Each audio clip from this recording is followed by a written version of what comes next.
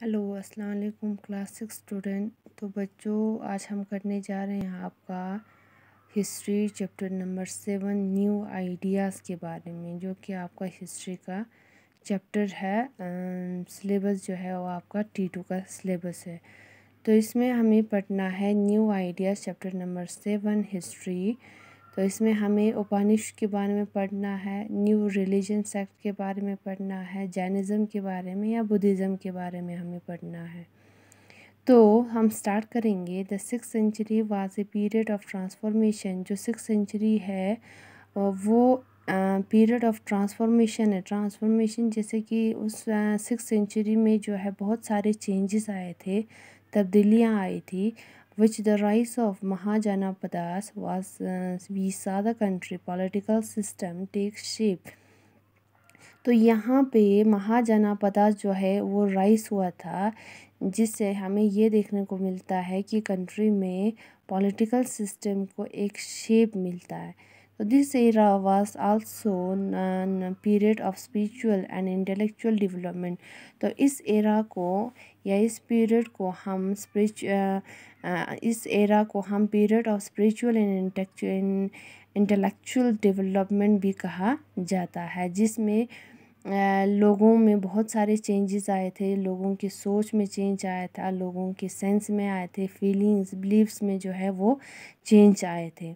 तो इसके साथ new ideas started to take shape and developed into full fledged ideologies. तो यहाँ पे अलग अलग न्यू आइडियाज़ जो है वो स्टार्ट होने लगे, और अलग अलग आइडियोलॉजीज़ से एक फुल फ्लेज एक मुकम्मल आइडियोलॉजी से बहुत सारे न्यू आइडियाज़ जो है यहाँ पे स्टार्ट होने लगे। This period witnesses the birth of 2 new religious sect.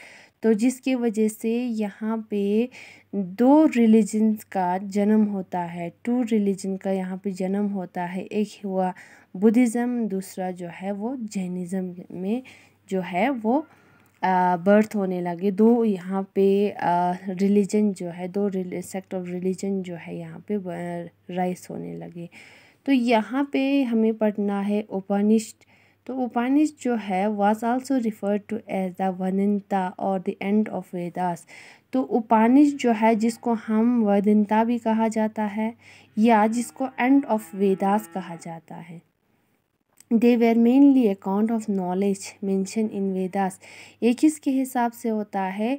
ये जो है वो नॉलेज जो वेदास में मेंशन किया जाता है, जो वेदास में मेंशन किया हुआ जो नॉलेज है उसके हिसाब से जो है इसको ये अकाउंट जो है ये नॉलेज जो है उसके वेदास के ऊपर जो है बनाई गई है।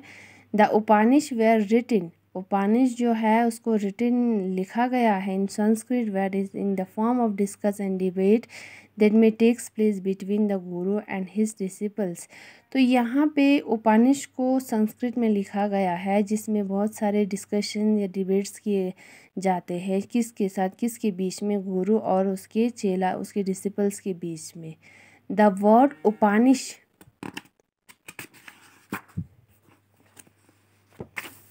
The word Upanishad means sitting to।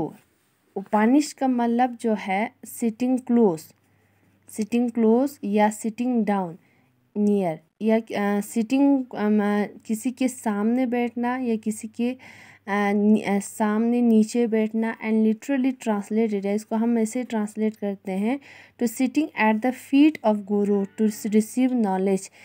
अपने गुरु के पैरों के नीचे या पैरों के सामने बैठना या पैरों के नीचे बैठना, किस लिए? नॉलेज रिसीव करने के लिए, नॉलेज को रिसीव करने के लिए। Upanishad are there for a documentary of the communication between the teacher and his disciple. तो ये जो उपनिषद जो है वो एक डॉक्यूमेंट्री है या एक कम्युनिकेशन है, किसके बीच में? जैसे कि टीचर और उसके डिसिपल्स के बीच में जो कम्युनिकेशन है। तो यहाँ पे उपनिषद में ये कहा जाता है कि हमें अपने गुरु के पैरों के नीचे बैठना चाहिए और गुरु से बहुत सारे नॉलेज जो है वो रिसीव करनी है, और गुरु जो जो चीज़ें आपको बताई जाती है वो उन चीज़ों के ऊपर आपको अमल करनी है।